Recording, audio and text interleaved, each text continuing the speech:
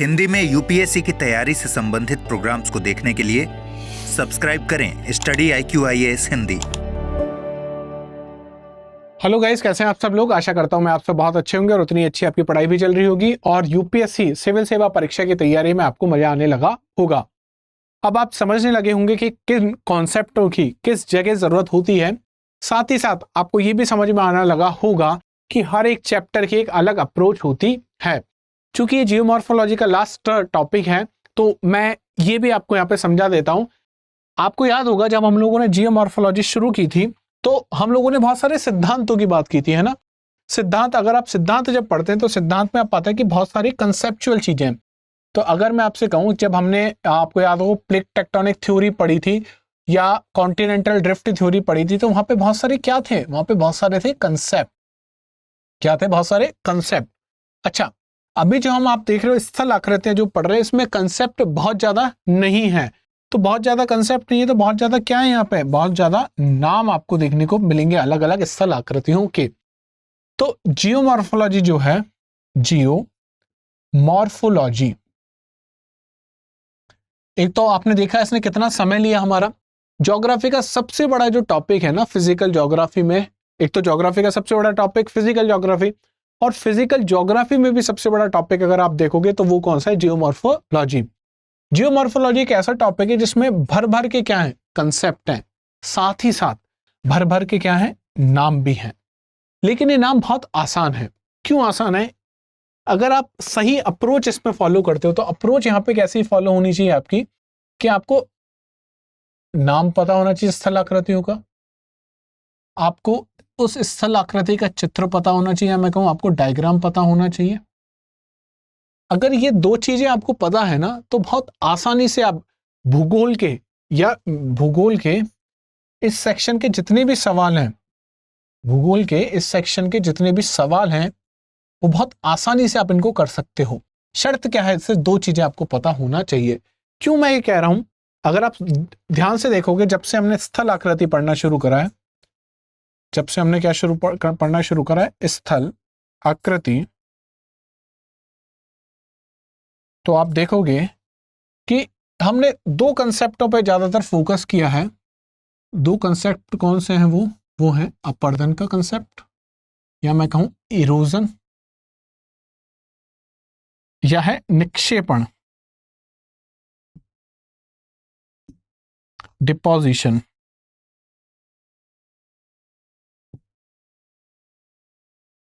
तो अपर्दन और डिपोजिशन, या मैं कहूं अपर्दन और निक्षेपण के कंसेप्ट पे हमारी सारी कहानी चल रही है। अब अगर अपर्दन नदी करे तो एक अलग स्थलाकृति देखने को मिलेगी, अपर्दन वायु करे तो अलग स्थलाकृति देखने को मिलेगी, भूमिगत जल, कौन सा, भूमिगत जल अगर अपर्दन करे तो एक अलग स्थलाकृति, हिमनद करे तो अलग स्थलाकृति, और आगे हम देखेंगे तरंगे करें, समुद्र में उठने वाली अगर तरंगे करें तो वो एक अलग स्थलाकृति को क्या देंगी, जन्म देंगी। तो कंसेप्ट यहाँ पे क्या है, कंसेप्ट तो यहाँ पे सिर्फ ये दो कंसेप्ट है, निक्षेपण का और अपर्दन का। इसीलिए इस वाले टॉपिक में एक अलग तरह की अप्रोच आपको चाहिए होती है। अलग तरह की अप्रोच, इस टॉपिक को आपको क्या करना है, बार बार रिवाइज, एक बार रिवीजन, फिर करो रिवाइज, दोबारा रिवीजन हो गया, फिर करो रिवाइज। जितनी बार आप चीजों को इस वाले टॉपिक में रिवाइज करते हुए चलोगे उतनी बार उनके क्या होगा, उनका जो चित्र होगा, उनका जो डायग्राम होगा वो आपकी आंखों के सामने से निकलेगा। और क्या सामने से निकलेगा, उन स्थल आकृतियों का नाम, उन स्थल आकृतियों का नेम, लैंड फॉर्म्स के नेम आपके आंखों के सामने से निकलेंगे। जितनी बार देखोगे और जितनी बार नाम देखोगे ना, मैं ये कह रहा हूं कि आपने अगर क्लासेस ढंग से लिए ना तो आपको ये जरूरत नहीं पड़ेगी कभी भी समझने की कि वी आकार की घाटी का निर्माण कैसे हुआ। यहाँ पे आपको कैसे वाली जो चीज है वो मैंने आपकी हल कर दी है। आपको एक कैसे वाली चीजों पे ज्यादा समय नहीं लगेगा। आपने अगर ढंग से क्लास ली तो एक बार अगर आपने समझ लिया तो उसके बाद आपको कैसे का कभी पढ़ने की जरूरत भी नहीं पड़ेगी, आपको समझ में आ गया कैसे होता है निर्माण। लेकिन आपको यह पता होना चाहिए कि जो वी आकार की घाटी है, जो वी आकार की घाटी है या यू आकार की घाटी है, या मैं कहूँ लटकती हुई जो घाटियां, हैंगिंग जो वैलीज हैं, ये सारी बहुत सारी घाटियों को हमने पढ़ा। कौन सी किससे निर्मित हो रही हैं, कौन सी अपरदनात्मक हैं, कौन सी निक्षेपणात्मक हैं, कौन सी एरोजनल लैंडफॉर्म है, कौन सा डिपोजिशनल लैंडफॉर्म है। अगर ये चीजें आपके दिमाग में एक बार बैठ गई ना, तो फिर दोबारा कभी भी इनको वापस पढ़ने की जरूरत नहीं पड़ेगी। इसीलिए ज्योग्राफी एक ऐसा सब्जेक्ट है जिसको आपने एक बार अगर अच्छे से समझ लिया ना, एक बार बहुत प्रेम से, बहुत तसल्ली से इसको, अगर जिस प्रकार हम लोग क्लासेस में आगे आगे बढ़े, आप देखोगे एक क्लास में हम लोगों ने जितना समय हो सकता है इस टॉपिक से उससे कहीं ज्यादा समय देने की कोशिश की, ताकि ऐसे विद्यार्थी जिनका बैकग्राउंड भी ज्योग्राफी नहीं रहा, जिनका बैकग्राउंड भी भूगोल नहीं रहा है, जिनकी पृष्ठभूमि भूगोल से बिल्कुल अलग थी, वो भी बहुत आसानी से भूगोल को समझ सके। ये काम मैंने आपका बहुत आसान कर दिया है। अब आपका ये काम है कि आपको ये नाम और चित्र आपको बार बार बनाते रहना है, बार बार देखते रहना है, बार बार उन सरसरी नजरों से आपकी आंखों के सामने से निकलते रहें। सरसरी आंखों से कब निकल सकते? जब आपके पास क्या हो, इनके शॉर्ट नोट्स बनके तैयार हो। क्या तैयार हो? इनके शॉर्ट नोट्स अगर आपके पास बनके तैयार हैं। शॉर्ट नोट्स मतलब आपके पास 4 पेज हैं और 4 पेजों में सारी स्थल आकृति है। सारे स्थल आकृति आपके पास सिर्फ 4 पेजेस में अगर हैं, तो उन 4 पेजेस को आपको क्या करना है? शाम को छत पे टहल रहे हो, 4 पेजेस आपके हाथ में, एक बार देखें, 2 बार देखें, खत्म। दिन में अगर 2 या 3 बार आपने इन लैंडफॉर्म्स को, स्थल आकृतियों को देख लिया, तो दोबारा कभी भी जीवन में जरूरत नहीं पड़ेगी इन सबको पढ़ने की। जियोमॉर्फोलॉजी, क्लाइमेटोलॉजी, ओशनोग्राफी, या मैं कहूं जिसको भौतिक भूगोल, फिजिकल ज्योग्राफी कहा जाता है ना, उसको पढ़ने का यही तरीका है। एक बार वो आपसे बहुत समय मांगेगी। एक बार अगर आपने वो समय उसको दे दिया ना, और आप ये समझ गए कि कैसे हो रहा है, बाकी फिर कुछ आपको करने की जरूरत नहीं। बाकी वो अपने आप, जब भी ऐसी घटनाएं होंगी, अब कहीं पे भी अगर भूकंप आ गया तो आपको पता है कि भूकंप कब आएगा, कब प्लेटें मूव करेंगी, कौन सी संवहन धारा है, या कौन सी 2 प्लेटें हैं जिसके मूवमेंट से क्या आ सकता है, भूकंप आ सकता है। अगर भारत में भूकंप आएगा तो ज्यादा भूकंप कहाँ आएगा और कम भूकंप कहाँ पे आएगा, ये सब चीजें आपको पता है। बस उनको क्या करता चलना है, आपको अपडेट करते हुए चलना है। अच्छा, आज जैसे इस साल आपने देखा कि तुर्की में भूकंप आया, तो आपको बस करंट में अपडेट कर देना कि तुर्की में भूकंप आया। अब मानो कि आने वाले समय पे कहीं और किसी जगह पे भूकंप आएगा, तो आपको सिर्फ नोट डाउन कर लेना कि वहां पे भूकंप आया। मुख्य परीक्षा में इसी तरीके से अच्छे नंबर लाए जा सकते हैं। आपको अच्छे से स्टैटिक पोर्शन, कंसेप्चुअल पोर्शन आपका क्लियर है, उसको अपडेट करते चलो। किसके साथ अपडेट करते चलो? करंट के साथ अपडेट करते चलो। जब दोनों चीजें एक साथ मिलेंगी ना, स्टैटिक में करंट, ये जो अपना कंसेप्ट वाला पोर्शन है, प्लस ये जो करंट अफेयर, समसामयिकी, ये जो करंट अफेयर्स रहते हैं, ये वाली दोनों चीजें अगर आपने अपने उत्तर में लिखी अच्छे से, तो यकीन कीजिए कि आपका जो उत्तर होगा मुख्य परीक्षा का, वो एक बहुत अच्छा उत्तर बनके आपके सामने आ जाएगा। तो ये अप्रोच रहनी चाहिए आपकी। तो हम लोग बात कर रहे थे ग्लेशियर से निर्मित स्थल आकृतियों के बारे में। जब हम लोगों ने ग्लेशियर शुरू किया था, तो हमने सबसे पहले इस रेखा को पढ़ा था, जिसको हमने हिम रेखा कहा था, या जिसको हमने स्नो लाइन कहा था। स्नो लाइन कौन सी रेखा है? स्नो लाइन एक ऐसी रेखा है जिसके ऊपर अगर आप देखोगे तो आपको क्या देखने को मिलेगा? हिम आपको देखने को मिलेगा। या मैं कहूँ जो भी चीज देखने को मिलेगी वो कौन सी अवस्था में देखने को मिलेगी? ठोस अवस्था में देखने को मिलेगी, सॉलिड फॉर्म में आपको देखने को मिलेगी। और इस रेखा के जैसे नीचे आप पहुंचोगे, इस रेखा के जैसे नीचे पहुंचोगे, ये जो हिम है पिघलना शुरू हो जाएगा। मतलब ये ऐसी रेखा है कि इसके ऊपर आपको जो पानी है वो कौन सी अवस्था में देखने को मिल रहा है? ठोस रेखा में देखने को मिल रहा है। तो इस रेखा को किस नाम से जाना जाता है? हिम रेखा के नाम से जाना जाता है। या मैं कहूं इसको अंग्रेजी में हम लोग कहते हैं स्नो लाइन। स्नो लाइन इसे कहा जाता है। आगे चलते हैं। आगे हमने देखा था कि हिमनद है वो 3 तरीके के कार्य करता है। कौन कौन से 3 कार्य वो हिमनद करेगा? आप देखोगे अपर्दन का कार्य करेगा, अपर्दन के बाद परिवहन का कार्य करेगा, और परिवहन के बाद निक्षेपण का वो कार्य करेगा। तो 3 काम कौन करता है? ग्लेशियर करता है। अब जब अपर्दन करेगा तो अपर्दन 2 तरीके से करता है। कौन से हैं वो 2 तरीके? अगर आप देखोगे जो हिमनद है वो अपर्दन जब करेगा, क्या करेगा? वो अपर्दन जब करेगा तो 2 प्रकार से वो अपर्दन करता है।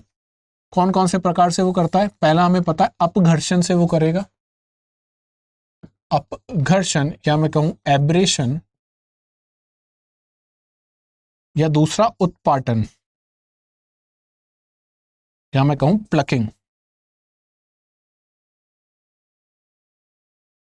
इन दो चीजों से क्या करेगा, वो अपर्दन करेगा, इन दो चीजों से क्या करेगा, इरोजन करेगा। अच्छा, क्या शुद्ध जो ग्लेशियर है वो अपर्दन कर सकता है? तो हमें पता है कि शुद्ध जो ग्लेशियर है या शुद्ध जो हिमनद है, जिसमें किसी तरह की मिलावट नहीं है या किसी तरीके की शैल अभी उसमें नहीं है, तो वो शुद्ध हिमनद क्या नहीं कर सकता, अपर्दन नहीं कर सकता। हिमनद के साथ जब शैल जुड़ जाए, शैल चूर्ण जुड़ जाए, तब वो क्या करेगा, अपर्दन कार्य करना शुरू कर देगा। अच्छा, अपर्दन से कौन कौन से स्थल आकृतियों का निर्माण होता है? सबसे पहले हमने देखा था यू आकार की घाटी। जब हिमनद या ग्लेशियर आगे की ओर बढ़ता है, शैलों के साथ जब आगे की ओर बढ़ेगा, तब क्या करेगा, अपर्दन का कार्य करना शुरू करेगा। यहाँ पे वो अपघर्षण करेगा, उत्पाटन करेगा, और जब ये दोनों क्रियाएं वो करता हुआ आगे चलेगा, तो वो किस प्रकार की घाटियों का निर्माण करेगा, इस प्रकार की यू आकार की घाटियों का निर्माण करते हुए आगे बढ़ेगा, जो कैसी होंगी, जो आप देखोगे सपाट होंगी एकदम और चौरस होंगी। तो इस प्रकार की यू आकार की घाटियों का निर्माण कौन करता है, ग्लेशियर करता है। यहाँ पे अपघर्षण कर रहा है और उत्पाटन की क्रिया वो कर रहा है। और किस कारण वो नीचे की ओर आ रहा है, गुरुत्वाकर्षण बल की और कारण नीचे की ओर आ रहा है। उसके बाद हमने बात कर रही थी लटकती हुई घाटियों के बारे में, जिनको हमने हैंगिंग वैली के नाम से जाना था। हैंगिंग वैली कौन सी होती है, वो घाटियां जो सहायक ग्लेशियर जो है वो निर्मित कर रहे हैं। और सहायक ग्लेशियर क्योंकि आकार में छोटा है तो अपर्दन भी कम करेगा, अपर्दन कम करेगा तो जो उसकी गहराई होगी, जो उसकी डेप्थ होगी, वो भी कम होगी, और यहाँ से लटक के वो कौन से मुख्य ग्लेशियर के साथ मिल जाएगा, या प्रपाती भी इनको कहा जाता है। प्रपाती घाटियां कब कहोगे, जब जो हिम है वो पूरा पिघल गया है, पानी में तब्दील हो चुका है और ये ऊपर से नीचे गिर रहा होगा। इसके बाद हमने बात करी थी सर्क या कोरी के बारे में। सर्क और कोरी में आपको क्या याद रखना है, सर और कोरी में आपको याद रखना है आइसक्रीम का स्कूप। क्या याद रखना है आपको, स्कूप याद रखना है, किसका, आइसक्रीम का, आइसक्रीम स्कूप। आइसक्रीम से जैसे स्कूप निकाल लेते हैं, इसी तरीके से हिम क्या करता है, जब नीचे की ओर बहता है तो अपने साथ ऐसे स्कूप निकालते हुए चलता है, जिसमें बहुत सारी शैलें वो उठा लेता है। इसकी आकृति कैसे होगी, एक कुर्सी की जैसी इसकी आकृति बन जाएगी। अच्छा, कोरी में जब कोरी बनेगा या सर्क जब बनेगा, तो आप देखोगे सबसे पहले उसमें हिम भरा जाएगा। हिम धीमे धीमे जब पिघल जाएगा तो उसमें पानी हो जाएगा, और वो पानी झीलों में परिवर्तित हो जाता है। तो उन झीलों को क्या कहा जाता है, टार्न झीलें उनको कहते हैं। कौन सी झीलें उनको कहा जाता है, टार्न झीलें हम लोग उसको कहते हैं। ये आपको देखने को मिल रहा है क्या, सर्क, या इसको कहा है कोरी। ये है टार्न झीलें, आपने देखा यहाँ पे कोरी। अब इसमें अब जब पानी भर जाएगा तो ये किस में परिवर्तित हो जाएंगे, टार्न झीलों में परिवर्तित हो जाएंगी। एरिट हमने किसको कहा था, कि हमने एरिट, अगर आपको याद हो तो हमने कहा था जो एरिट होते हैं दो स्कूपों के बीच में, या मैं कहूं दो सर्क के बीच में, यहां से पहला स्कूप निकाला हिमनद ने, यहां से दूसरा स्कूप निकाला, इन दोनों के मध्य में जो आपको देखने को मिल रहा है, इन दोनों के मध्य में मतलब ये वाली जो आपको देखने को मिल रहा है, इसको आप क्या कहोगे, इसको आप कहोगे एरिट। इसको क्या कहोगे, एरिट कहोगे। ये दूसरा एरिट है और ये तीसरा एरिट आपको यहाँ पे देखने को मिल रहा है। अच्छा, जब बहुत सारे एरिट बन जाएंगे तो ये जो चोटी है कैसी हो जाएगी, ये हॉर्न में परिवर्तित हो जाएगी। किसमें, हॉर्न में। इसको कहते हैं हम लोग हॉर्न, इसको कहते हैं एरिट, इसे कहा जाता है सर्क। यहां पे जब पानी भर गया तो इसे कहा गया टार्न, टार्न झील। तो ये आपको एरिट देखने को मिला, और एरिट के बाद हमने हॉर्न या गिरी श्रृंग हमने देखा था। इसके बाद हमने क्रैग और टेल की बात करी थी, जब हमने देखा था कि ऐसी कठोर चट्टानें जो किससे बनी हुई हैं, जो वॉल्केनिक प्लग से बनी हुई है। वॉल्केनिक प्लग हमने कहा था जो ग्रेनाइट से बना हुआ है, नीस से बना हुआ है, उसको पूरी तरीके से तो इसका अपर्दन नहीं कर पाएगा, लेकिन जिस तरफ से चढ़ेगा उस तरफ से क्या करेगा, चट्टानों को अपने साथ लेते हुए चलेगा, उसका उत्पाटन प्लकिंग करता हुआ चलेगा, और दूसरी तरफ उसका क्या करेगा, निक्षेपण कर देगा। तो दूसरी तरफ एक पूंछ का निर्माण करेगा और इस तरफ एक क्रैग का निर्माण करेगा। ऊबड़ खाबड़ कौन सा होगा, क्रैग होगा। तीक्ष्ण चढ़ाई वाला या ढाल वाला कौन सा होगा, क्रैग होगा। और मंद ढाल वाला कौन सा होगा, हमेशा टेल होगा। इसके बाद हमने बात करी थी रॉश माउंटेन्स की। रॉश माउंटेन्स हमने देखा था जब ग्लेशियर किसी चट्टान से होके गुजरेगा, तो जिस तरफ से वो गुजरेगा उस तरफ से क्या करता हुआ चलेगा, प्लकिंग करता हुआ वो चलेगा। जब प्लकिंग करेगा तो उसको क्या कर देगा, एकदम प्लेन कर देगा। और जब दूसरी ओर जाएगा, चूंकि वो संपर्क में नहीं आ पाता चट्टान के, वो ऊपर उठा रहता है, तो उसको उस पे क्या नहीं कर पाएगा, उसका अपर्दन नहीं कर पाएगा। तो जिस तरफ से चढ़ रहा है उस तरफ से आप देखोगे ढाल कैसा हो गया, मंद हो गया। जिस तरफ से उतर रहा है उस तरफ से ढाल तीव्र है, उबड़ खाबड़ ये देखने को मिल रहा है। इसके बाद हमने बात करी थी हिमोड की, या मैं कहूँ परिवहन जब करता है ग्लेशियर तो किनका परिवहन करता है, हिमोड का परिवहन करता है। तो डिपोजिशन से सबसे पहले आप देखो क्या निर्मित हो रहे हैं, मोरेन या हिमोड वो निर्मित हो रहे हैं। हिमोड क्या होता है, जब टिल एक जगह जमा हो जाए तो आप इसको हिमोड कहोगे। हिमोड कितने तरीके के होते हैं, 4 तरीके के होते हैं, अंतिम हिमोड, पार्श्विक, मध्यवर्ती और तलीय। Terminal moraine, lateral moraine, medial moraine या कहूँ ग्राउंड मोरेन। जो ग्लेशियर के नीचे की ओर देखने को मिलेंगे वो है ग्राउंड मोरेन, जो ग्लेशियर के किनारे पे देखने को मिलेंगे वो है आपके पार्श्विक या लेटरल मोरेन, जो 2 ग्लेशियरों के मध्य आपको देखने को मिलेंगे वो है मध्यवर्ती या मीडियल मोरेन, और जो ग्लेशियर के एकदम अग्रिम भाग में आगे की बाउंड्री पे जो आपको देखने को मिलेंगे वो है टर्मिनल मोरेन, उनको हमने कहा था। यह है टर्मिनल मोरेन, यह है लेटरल मोरेन, इन दोनों के मध्य में जो होंगे वो है मध्यवर्ती मोरेन। इस ग्लेशियर को ऊपर उठा के इसके नीचे की तरफ देखूंगा तो वो है ग्राउंड मोरेन। इसके बाद हमने बात की थी ड्रमलिन्स की। ड्रमलिन का निर्माण कैसे होता है, ड्रमलिन का निर्माण होता है निक्षेपण से। मोरेन का निक्षेपण उसने इस प्रकार कर दिया कि एक ऐसी आकृति बन जा रही है, कैसी आकृति देखने को मिलेगी है आधा अंडा, तो इसको क्या कहा जाता है, एग बास्केट टोपोग्राफी या अंडे की टोकरी जैसी स्थल आकृति इसको कहा जाता है। इसके बाद हमने बात करा था हिमानी जलोढ़ निक्षेप, जहां पे ग्लेशियर पिघल के किसमें परिवर्तित हो गया, बहते हुए जल में वो परिवर्तित हो गया है। वहां पे जिन भी अवसादों को वो फैलाएगा उसको हम क्या कहेंगे, हिमानी जलोढ़ निक्षेपण तथा उनसे उत्पन्न स्थल आकृतियां। इसमें हमने एक प्रमुख स्थल आकृति पढ़ा था जिसका नाम था एस्कर। क्या नाम था, एस्कर। एस्कर कब निर्मित होंगे, जब पानी बहते हुए वो जो पानी बह रहा है यहाँ पे इनके मध्य और बीच में बहुत सारे क्या कर देगा, अवसादों का निक्षेपण ये कर देगा। लाइन से अगर अवसादों का निक्षेपण होता है तो उनको हम क्या कहते हैं, एस्कर कहा जाता है। अच्छा, एस्कर में अगर हमने देखा कि बीच में कोई बड़ा पत्थर आ गया, फिर पतले पतले इस प्रकार से अगर निर्माण हो रहा है तो इसको आप क्या कहोगे, बीडेड एस्कर, या इसको कहा जाता है मालाकार एस्कर। क्यों, क्योंकि ऐसा लग रहा है जैसे ये मोती है और ये धागा है उसका, ये आपको निर्मित होते हुए दिखा। कौन सा, मालाकार एस्कर, इसको आप कहोगे। अच्छा, इसके बाद हम चले हिमनद अपक्षेप या आउटवॉश प्लान। आउटवॉश प्लेन क्या होता है, आप ऐसे समझें इसको, मान लेते हैं यहाँ पे क्या जमा हो गए, यहाँ पे है टर्मिनल मोरेन। क्या है, टर्मिनल मोरेन, अंतिम हिमोड। इसके इस तरफ क्या है, इसके इस तरफ है हिमनद, और ये हिमनद अब क्या होगा, धीमे धीमे पिघलना शुरू होगा। अच्छा, जब ये पिघलेगा तो इसके पास 2 ऑप्शन है, या तो इस तरीके से निकल जाए इसको कूद के, या पूरा फैल के ये निकले। जब एक धारा में ये प्रवाहित होगा तब तो क्या करेगा, ये घाटियों का निर्माण करेगा। किसका निर्माण करेगा, घाटियों का निर्माण करेगा। लेकिन जब ये पूरे इस टर्मिनल मोरेन को ऊपर से इसके ऊपर आके इसके ऊपर से फैलना शुरू करेगा यहाँ पे, तो आप देखोगे जितने भी इसके साथ अवसाद हैं उन सबका क्या करेगा, वो जमा करना शुरू कर देगा। अच्छा, सबसे पास में कौन से अवसाद जमा होंगे, यहाँ पे आप देखोगे सबसे बड़ी आकृति की जो अवसाद है वो यहाँ पे जमा होंगे, और सबसे छोटे महीन जो अवसाद है वो इसके दूर जमा होंगे।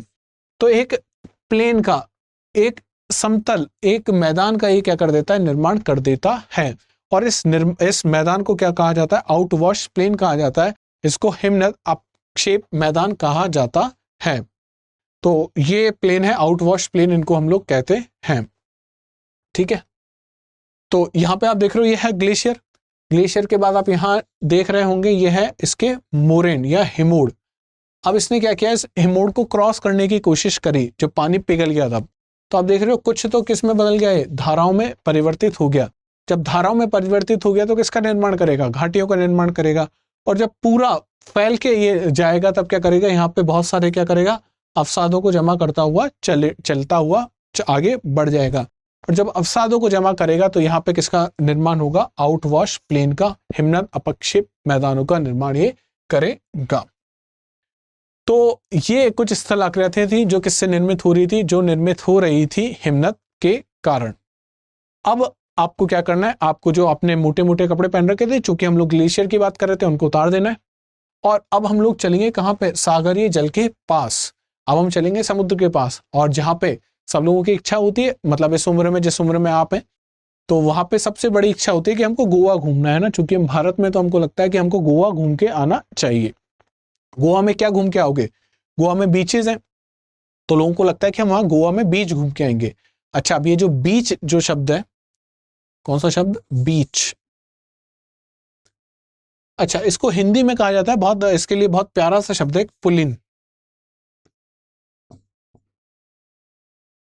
ठीक है, तो ये बीचों का निर्माण भी किसके कारण होता है? सागरीय जल के कारण होता है।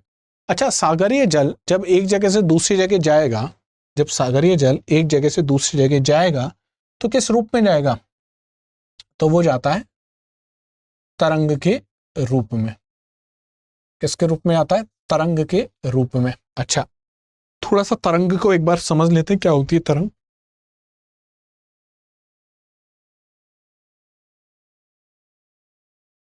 यही तो है तरंग, ठीक है।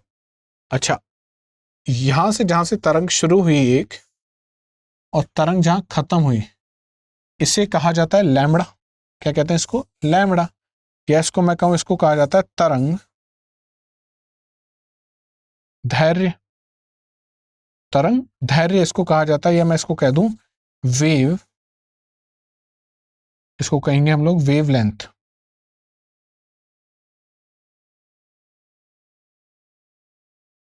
क्या कहते हैं इसको? वेव लेंथ कहा जाता है। अच्छा, एक तरंग में ये हिस्सा दिख रहा है जो सबसे ऊंचाई पे है, इसे कहा जाता है तरंग श्रृंग। इसे हम क्या कहते हैं? इसे हम कहते हैं तरंग श्रृंग एम्पलीट्यूड।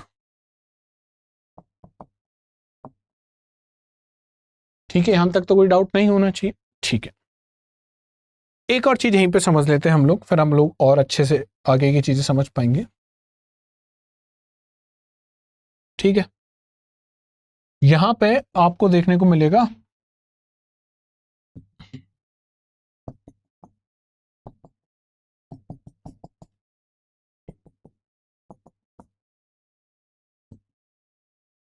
ठीक है। अच्छा, यहाँ पे सागर की गहराई, या यहाँ पे आप गहराई देखोगे पानी के नीचे तो ज्यादा है। जैसे जैसे हम इस तरफ बढ़ रहे हैं तो पानी की में गहराई क्या होती जा रही है? कम होती जा रही है। ठीक है, इसका मतलब हम लोग किसकी तरफ बढ़ रहे हैं? इसका मतलब हम लोग तट की तरफ बढ़ रहे हैं। किसकी तरफ बढ़ रहे हैं? तट की तरफ बढ़ रहे हैं। तो इसका मतलब हमें समझ में आया कि जैसे जैसे हम तट की तरफ बढ़ेंगे, क्या कम होती जाएगी? गहराइयां कम होती चली जाएगी। ठीक है, अब यहाँ पे अगर आप देखोगे तो यहाँ पे भी बहुत सारी क्या होंगी? लहरें होंगी। क्या होंगी? बहुत सारी लहरें आपको देखने को मिलेंगी। अच्छा, ये लहरें बहुत आसानी से अभी चल रही होंगी, किसी से टकरा भी नहीं रही है। क्यों? क्योंकि समुद्र में गहराई बहुत ज्यादा है। ठीक है, अब जैसे जैसे ये लहरें आगे की ओर पहुंच रही हैं, अब आप देख रहे हो टकराना शुरू हो गई। यहाँ पे आप देखोगे और टकरा रही हैं, यहाँ पे आप देखोगे और टकराना ही शुरू होंगी। अच्छा, जब लहरें टकराती है ना, या मैं कहूँ जब लहरें तट के पास पहुंचेंगी, लहरें किसके पास पहुंचेंगी? जब तट के पास पहुंचेंगी ना, तो इनमें क्या होगा? इनका जो एम्पलीट्यूड है, इनका जो एम्पलीट्यूड है, या मैं कहूं इनका जो श्रृंग है, वो क्या होगा? वो बढ़ जाएगा। कब बढ़ेगा? जब किस तरफ जा रही है? तट की ओर जा रही हैं। अच्छा, और क्या होगा? इनका जो तरंग धैर्य है, इनका जो मैं कहूं तरंग धैर्य या लैम्बडा जो है, वो धीमे धीमे क्या होना शुरू होगा? वो धीमे धीमे कम होना शुरू होगा। कब होगा ये हमेशा बात ध्यान रखनी है। कब होगा? जब तटों की ओर जाएंगी। मतलब जब तट की ओर जा रही है तो लहरें ऊंची उठेंगी, लंबी लहरें आपको देखने को नहीं मिलेंगी। ठीक है, अब बात करते हैं ऊंची लहरों के साथ क्या दिक्कत है भाई। ऊंची लहरें मतलब ये क्या हुई? ऊंची लहरें जिसका श्रृंग आपको बहुत ज्यादा देखने को मिल रहा है, जिसका एम्पलीट्यूड बहुत ज्यादा देखने को मिल रहा है, वेवलेंथ इसकी कम है। अच्छा, जब ये लहरें टकरा रही है किससे? नीचे किससे टकरा रही है? नीचे क्या है? सागर का तल है, ये है। अच्छा, जब ये लहरें टकराती है ना, तब क्या होगा? ये समझते हैं किसी इंसान का सर है, ये समझते हैं किसी इंसान का पैर है। अब वो आप चलते चलते पैर में आपके कुछ उलझ गया और आप टकरा गए, तो आप किस प्रकार गिरेंगे? माने आप ऐसे थे, आप कैसे गिरोगे? बिल्कुल ऐसे गिरोगे, एकदम मुंह के बल आप गिर जाओगे। तो ये लहरें भी क्या हुआ? इससे टकराया इनका ये क्या नीचे वाला हिस्सा, और किससे गिरेंगी? बिल्कुल इस प्रकार ये आगे की ओर गिर जाएंगी। तो ये हिस्सा आगे की ओर गिरेगा। जब ये हिस्सा आगे की ओर गिरता है, या मैं कहूं वो हिस्सा तरंग का जो आगे की ओर गिरता है, इसे कहा जाता है स्वैश। क्या जाता है? स्वैश इसको हम लोग कहते हैं। सर्फ भी कभी कभी इसको कह देते हैं। तो स्वैश क्या होता है? तरंग का वो हिस्सा जो टूट के कहां गिर गया? आगे की ओर गिर गया है। अच्छा, ये टूट के कहां गिरा? आगे की ओर गिरा।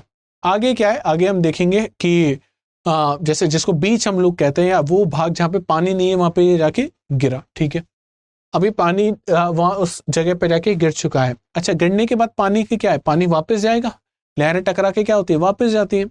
जब ये गिर चुका है तो ये क्या करने की कोशिश करेगा, वापस जाने की कोशिश करेगा। तो जब गिरा तो इसको हमने क्या कहा, नाम दिया इसको स्वैश, हमने नाम दिया। ठीक है, अच्छा, जब ये वापस जाएगा, जब ये वापस जाएगा तो इसे कहा जाता है बैकवॉश। क्या कहा जाता है, बैकवॉश इसको कहते हैं। तो स्वैश क्या होता है, स्वैश होता है जो आगे की ओर गिर रहा है, बैकवॉश क्या होता है जो पीछे की ओर जा रहा है। अच्छा, इसको बैक क्यों बोल रहे हैं, एक तो पीछे की ओर जा रहा है, दूसरी चीज आप देखोगे, स्वैश गिरा, पानी गया वापस, दूसरा स्वैश गिरा, पानी फिर से वापस, तीसरा स्वैश, पानी पीछे वापस। जब ये हो रहा होगा ना तो आप देखोगे स्वैश ऊपर से गिर रहा है, बैकवॉश जा रहा है, और बैकवॉश हमेशा स्वैश के नीचे से जाएगा। तो इस प्रकार की इस प्रकार की एक क्या आपको इस प्रकार की आकृति देखने को मिल जाएगी। क्या कर रहा है, ऊपर से स्वैश, पीछे कौन जा रहा है, बैकवॉश पीछे की ओर जा रहा है। तो इस प्रकार तरंगे क्या करती है, आगे की ओर चलती हैं। इसको पढ़ लेते हैं। सागरीय तरंगों का संचलन, सागरीय तरंगे सागरीय तट की ओर अग्रसर होती हैं। जैसे जैसे तट निकट होता जाता है, जल की गहराई क्या होती जाती है, कम होती जाती है। इस कारण निचले जल से तरंग का निचला भाग तली से रगड़ कर आगे चलता है, परंतु इसे अग्रिम गति में रगड़ के कारण रुकावट होती है। इस कारण से लहरों की ऊंचाई अधिक तथा लंबाई कम होने लगती है। ऊंचाई अधिक मतलब श्रृंग तो इनका बढ़ने लग गया, लंबाई कम हो गई मतलब इसका वेवलेंथ या लैम्बडा क्या होने लग गया, कम होने लग गया है। तरंग श्रृंग की ऊंचाई अधिक हो जाने की वजह से क्या होता है, वह टूट कर क्या होगा, आगे गिर जाएगा। नीचे लगातार टकरा रहा है, श्रृंग ज्यादा हो गया, आगे गिर गया तथा तट की ओर चलता है। इस टूटी हुई जल तरंग को क्या कहा जाता है, आप इसको सर्फ कह सकते हो, टूट गई है इसलिए ब्रेकर कहा जा सकता है, या इसको स्वैश हम लोग कहते हैं। इसके जो प्रमुख टर्म है वो स्वैश है। तट से टकराकर जल पीछे की ओर जाता है, परंतु यह जल तट की ओर जाने वाली तरंग के नीचे से होके जाएगा, स्वैश के नीचे से होके जाएगा। और इस तरंग को क्या कहा जाता है, या तो इसे कहो अधः प्रवाह, या इसे कहा जाता है अंडर टो, या इसे बैकवैश, बैकवैश के नाम से इसको जाना जाता है। तो स्वैश क्या होता है, बैकवॉश क्या होता है, आपको अच्छे से समझ में आ गया है। बैकवैश को अधः प्रवाह कहते हैं, जो वापस पीछे की ओर लौट रहा है। अच्छा, जब पीछे की ओर लौटेगा तो क्या करेगा, अपर्दन जो इसने किया उससे उत्पन्न जो कंकड़ पत्थर आदि पदार्थों को अपने साथ कहां लेके जाएगा, सागर की ओर लेके जाएगा। अपर्दन क्या कर रहा है, मान लो ये क्या है, ये है स्वैश, लगातार गिर रहा है, लगातार गिर रहा है। तो आपको ऐसा नहीं लग रहा है कि हथौड़ा लगातार गिर रहा है। जब हथौड़ा किसी चीज पे गिरेगा, तट पे बार बार आप हथौड़े से मार रहे हो, तो क्या होगा, उसका अपर्दन करना शुरू कर देगा।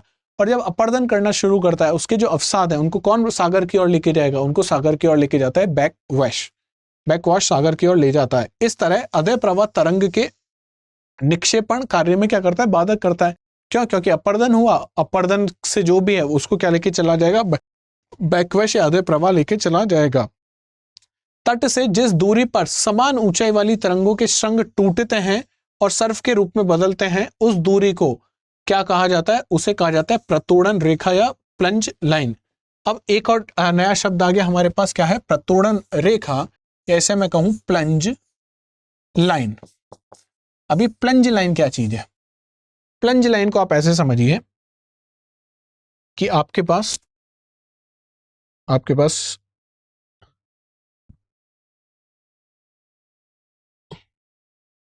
ठीक है, पानी भरा हुआ है आपके पास,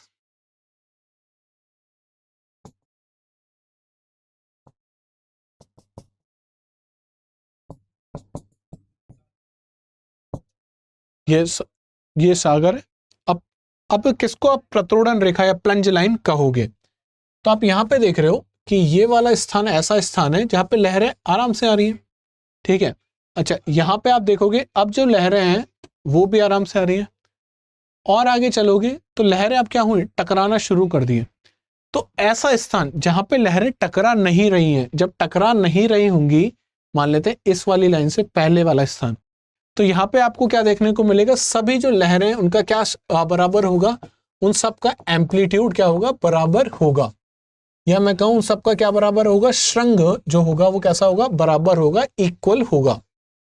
तो ऐसी लाइन जिसके बाद क्या होना शुरू हो गया है, स्वैश टूटना शुरू हो गया है, तरंगे टूटना शुरू हो गई हैं, इस लाइंस को हम लोग क्या कहा जाता है, इस लाइन को हम लोग कहते हैं प्लंज लाइन। क्या कहते हैं, इसे कहा जाता है प्लंज, प्लंज लाइन इसको कहा जाता है, या इसी को हम लोग हिंदी भाषा में अगर कहें तो हिंदी भाषा में इसको कहा जाता है प्रतोड़न, प्रतोड़न रेखा। मतलब ऐसी रेखा जिसके बाद तरंगे टूटना शुरू हो गई, ऐसी रेखा जिसके बाद क्या हुआ, तरंगे टूटना शुरू हो गई हैं, या मैं कहूं ऐसी रेखा जिसके पीछे आपको तरंगे जो हैं वो एकदम सही सलामत देखने को मिल रही हैं। तो ऐसी रेखा को किस नाम से जाना जाता है, प्लंज लाइन के नाम से जाना जाता है, प्रतोड़न रेखा के नाम से हम लोग इसको जानते हैं। तो ये वो डायग्राम है, अगर आप अच्छे से डायग्राम से समझना चाहें तो जैसे जैसे तट के पास लहरें आ रही हैं, क्या हो रहा है, गहराई कम होती जा रही है, लहर टूट के आगे गिर रही है, तो इसे आप क्या कहोगे, स्वैश कहोगे। क्या कहोगे, इसे आप स्वैश के नाम से जानोगे। और ऐसी पानी जो लौट के वापस जा रहा है उसे आप क्या कहोगे, बैक वॉश इसको कहोगे। तो स्वैश और बैक वॉश, स्वैश आगे की और बैक वॉश पीछे की ओर, तो ये चीजें आपको पता होनी चाहिए, ठीक है। इसके बाद हम बात करते हैं कि सागर में अपर्दन किस प्रकार होता है। तो हमने देखा था अपर्दन बहुत तरीके से हो सकता है, तो यहाँ पे अपर्दन 5 तरीकों से होता है। कौन कौन से? पहला जलगति क्रिया, जिसको हाइड्रोलिक एक्शन हम लोगों ने पढ़ा था। दूसरा कोरेजन या एब्रेशन, जिसको हमने अपघर्षण पढ़ा था। तीसरा एट्रिशन, जिसको हमने सन्निघर्षण पढ़ा था। चौथा सॉल्यूशन, जिसको हमने घुलन क्रिया पढ़ा था। पांचवा यहाँ पे इंपॉर्टेंट एक और, जिसे हमने वाटर प्रेशर या जलदाब की क्रिया समझा था। अब क्या होता है जलदाब की क्रिया, समझेंगे एक एक करके हम इसको समझते हैं। पहले सबसे पहले चलते हैं हाइड्रोलिक एक्शन की ओर। हाइड्रोलिक एक्शन में क्या होगा, सिर्फ पानी की लहरें इस दीवार से टकराएं, पानी की लहरें इस दीवार से क्या कर रही है, टकरा रही है। पानी में ताकत है, पानी इस ताकत से क्या करेगा, इस दीवार में आप देखोगे दरार लेके आ जाएगा। पानी ने क्या किया, बस टकरा रहा है पानी, और सिर्फ पानी के टकराने से इस दीवार में क्या आ गई है, दरार आ गई है। तो इस चीज को क्या कहा जाता है, जलगति क्रिया या हाइड्रोलिक एक्शन। इसमें सिर्फ किसका कार्य होगा, इसमें आप देखोगे सिर्फ जल का ही योग रहता है, इसके अलावा किसी और चीज का योग या इसके अलावा कोई भी पदार्थ आपको यहाँ पे देखने को नहीं मिलेगा। कोई भी पदार्थ यहाँ पे क्रैक डेवलप नहीं कर रहा है, यहाँ पे ये जो आपको दरार है विकसित नहीं कर रहा है। सिर्फ कौन विकसित कर रहा है यहाँ पे, केवल जल। कौन, केवल जल। तो इसे क्या कहा जाता है, हाइड्रोलिक एक्शन हम लोग कहते हैं। सागरीय तरंगें तीव्र वेग से जब तटों से सीधे टकराती हैं, जिस कारण जल के दाब के से जो चट्टानें वो टूट फूट कर क्या बिखरने लगती हैं, इस क्रिया को, इस टूटने की जो क्रिया को क्या कहा जाता है, शैटरिंग कहते हैं। अब आपसे पूछा जा सकता है, आपसे पूछा ये जा सकता है कि शैटरिंग किसको कहते हैं, क्या शैटरिंग किसको कहते हैं, व्हाट इज शैटरिंग। तो आपको याद रखना है पहला कि ये किसके कारण होता है, ये होता है जल गति क्रिया के कारण, या मैं कहूं ये हो रहा है हाइड्रोलिक एक्शन के कारण।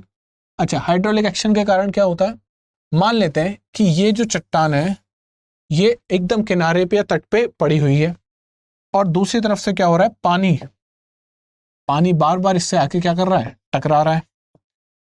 तो पानी इसको क्या करेगा, पानी इस चट्टान को धीमे धीमे तोड़ देगा। क्या करेगा, पानी इस चट्टान को क्या करेगा, धीमे धीमे इसको तोड़ना शुरू। इसमें पहले ऐसे क्रैक बनेंगे, ऐसी दरारें आएंगी, और धीमे धीमे आप देखोगे चट्टान टूट के अलग अलग हो जाएगी। तो इस चीज को हम लोग क्या कहते हैं, इस चीज को, एक बड़ी चट्टान को छोटे चट्टानों में अगर तोड़ दे कौन, पानी, तो इसको आप क्या कहोगे, शैटरिंग। क्या कर दिया, पानी ने शैटरिंग कर दी। ठीक है, इसके बाद बात करते हैं कोरेजन या अपघर्षण की बात कर रहे हैं। इसमें क्या हो रहा है कि इसको ऐसे समझते हो कि आपने बहुत बार मूवीज में या हॉलीवुड मूवीज में स्पेशली आपने इस प्रकार का कोई समुद्र देखा होगा। इस प्रकार का मतलब आपने देखा होगा कि यहां पे बहुत सारा पानी है। इसको थोड़ा सा और अच्छा हम लोग बनाते हैं, कैसे,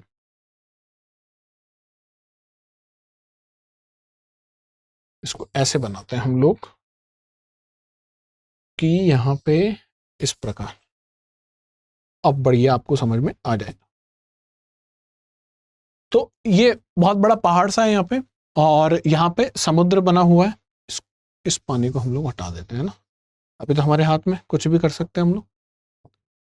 तो इस प्रकार से, और बढ़िया यहाँ पे बीच है और यहाँ पे पानी आया हुआ है। अच्छा, अब जब ये देखोगे तो आप ये जो दीवार आपको खड़ी दिख रही है ना, पहाड़ की ये वाली दीवार एकदम सीधी, इसको एक ज्योग्राफी में स्पेशल नाम दिया जाता है, इसको कहा जाता है क्लिफ। क्या कहते हैं इसे? क्लिफ हम लोग कहते हैं। ठीक है। अब जब लहरें किससे टकरा रही है? क्लिफ से टकराती जाएंगी। अच्छा, जब लहरें टकराएंगी, तरंगे आएंगी, स्वैश और बैकवॉश होगा। अच्छा, जब स्वैश आएगा तो क्या होगा? अपने साथ ये पानी यहाँ पे टकराएगा।